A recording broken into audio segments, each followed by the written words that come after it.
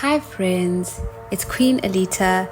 I'm back today with a prophetic message that the Lord was speaking to me about yesterday. I was in a conversation with a friend and we were just talking about this part of scripture, and the conversation was really about something else. But as I read this part of scripture, while talking to her, the Lord dropped something in my spirit that just really resonated, and I know that he wanted me to come on here today and share this with you guys. So welcome back to the channel, and for anyone that's new, welcome. I just want to let you know that not every prophetic message is meant for everybody. It's very important that you take the word to the Lord, especially if you feel it resonates in your spirit. And just ask him for confirmation. The Lord is always willing to speak to us, to minister to us. He loves being in relationship with us. And it's so important that you have your own relationship with him, that you're able to hear from him as well. He doesn't speak to only a select few. He speaks to everybody. It's up to you and me to meet him there, in that secret place. So be sure to, get that confirmation from him. And for some of you, this word is just confirmation of what he's been telling you. So run with it. If you have questions, ask him. If you need to understand more, ask him. He's got the full story for you, okay? So today's word is not based on a dream. It is based on a passage of scripture, like I said earlier. And it's the part in scripture, well, let me just tell you the verse. It's Luke chapter 8. Verse 22 all the way up to 39. So I'm going to start by reading, and I'll probably just stop as I go and just say, kind of what the Lord was speaking about, or I could read the whole thing. I'm not sure how this is going to flow. But yeah, so Luke chapter 8 verse 22 onwards. So it reads as follows. One day, Jesus said to his disciples, "Let's cross to the other side of the lake." So they got into a boat and started out. As they sailed across, Jesus settled down for a nap. But soon a fierce storm came down on the lake. The boat was filling with water and they were in real danger. The disciples went and woke him by shouting, "Master, Master, we're going to drown." When Jesus woke up, he rebuked the wind and the raging waves. Suddenly the storm stopped and all was calm.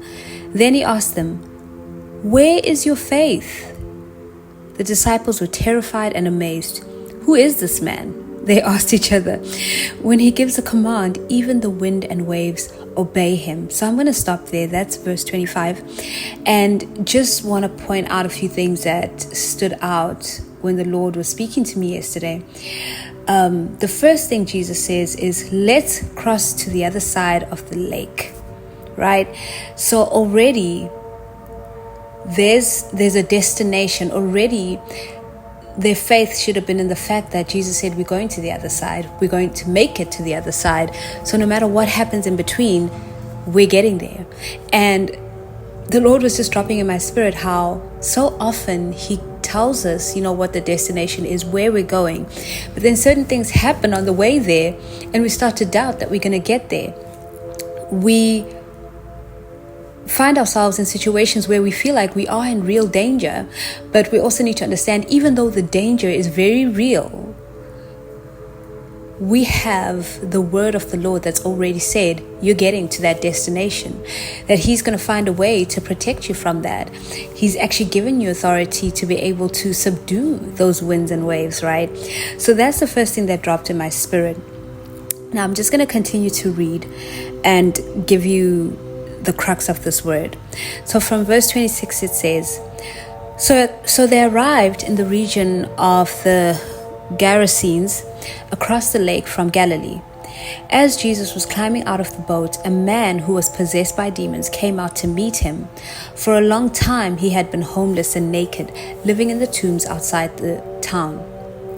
As soon as he saw Jesus, he shrieked and fell down in front of him. Then he screamed, "Why are you interfering with me, Jesus, Son of the Most High God? Please, I beg you, don't torture me." For Jesus had already commanded the evil spirit to come out of him. The spirit had often taken control of the man. Even when he was placed under guard and put in chains and shackles, he simply broke them and rushed out into the wilderness completely under the demon's power. Jesus demanded, "What is your name?" "Legion," he replied, for he was filled with many demons. The demons kept begging Jesus not to send them into the bottomless pit. There happened to be a large herd of pigs feeding on the hillside nearby, and the demons begged him to let them enter into the pigs. So Jesus gave them permission. Then the demons came out of the man and entered the pigs, and the entire herd plunged down the steep hillside into the lake and drowned. When the herdsmen saw it, they fled to the nearby town and the surrounding countryside, spreading the news as they ran. People rushed out to see what had happened. A crowd soon gathered around Jesus, and they saw the man who had been freed from the demons. He was sitting at Jesus' feet, fully clothed and perfectly sane, and they were all afraid. Then those who had seen what happened told the others how the demon-possessed man had been healed.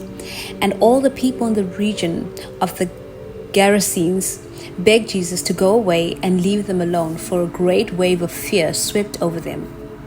So Jesus returned to the boat and left, crossing back to the other side of the lake. The man who had been freed from the demons begged to go with him, but Jesus sent him home, saying, "No, go back to your family and tell them everything God has done for you." So he went all through the town, proclaiming the great things Jesus had done for him. This passage of scripture just, it came so much alive for me yesterday when I was, speaking to my friend. And it has done before, but this time it was in a different way. We start off with Jesus saying, let's go, let's cross to the other side of the lake. So there's a guarantee. The Lord has said you're getting to the other side. And then they had the situation with the winds and the waves, and they were in very real danger. And Jesus woke up and calmed the storm. And then they got to the other side, and Jesus had already he was dealing with this legion of demons that was in this man, right? So what God pointed out to me was how for many of you, God has given you a promise. He's told you where you're going, where you're headed, but you're faced with certain trials. The winds and the waves are blowing.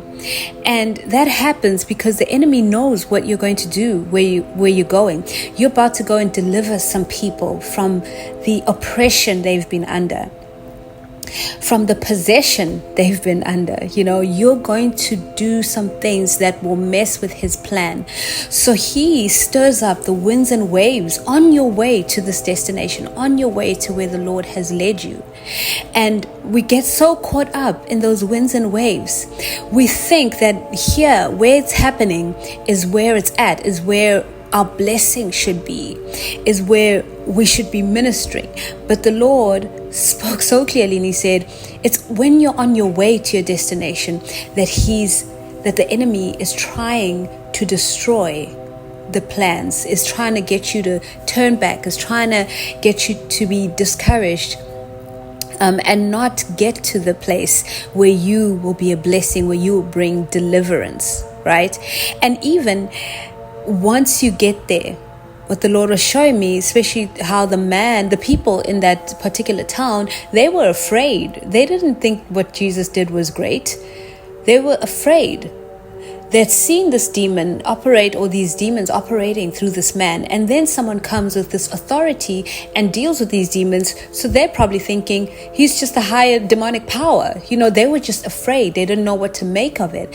And this is one of the reasons, I believe, why Jesus didn't allow the man to follow him, the man that he had delivered, because he needed that man to stay and remind the people of the goodness of God and spread that good news.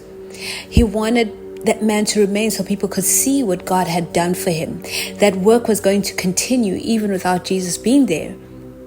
Guaranteed, Jesus was probably praying for that group of people who did not receive the miracle that Jesus had done, but he knew that the seed was planted.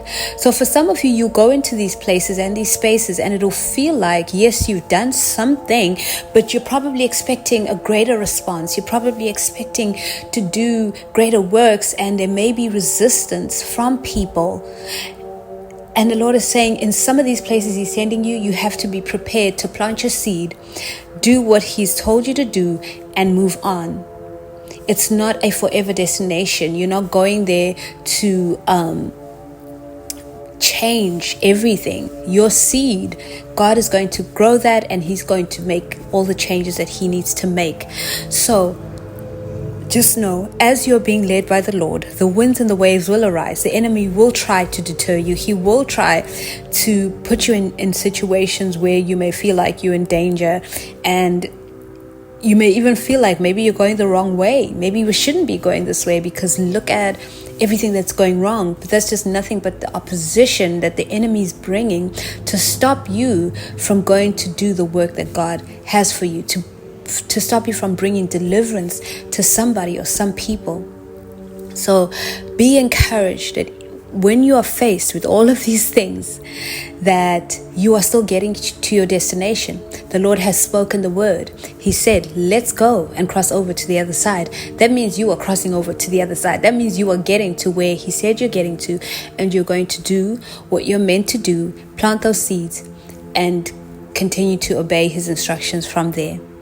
So that's the word that He gave me yesterday, and I really believe that somebody needed to hear that today because of what you're facing, where you're at, what you're facing at the moment. You may feel like you just need to turn back, or you may feel like maybe you're disobeying God because of everything that's kind of just started to come at you. But know that it's nothing but the enemy trying to stop you from getting to where God said you should be. So remember what the Lord said to you. If He said, this is where we're going, this is where I'm taking you, then you better believe that that's where you're going to be, and that's where He's taking you despite the winds and waves. And use the authority that He has given you to quiet those winds and waves. Make sure you do that because He has given you authority. The spirits are subject to you. So move forward and do not be discouraged. Friends, I'll leave you with that today, and I really pray it's blessed whoever it is meant for. I will catch you in the next video. Always remember that God is a good Father. He loves you so much because you, my friend, are so deeply special to Him.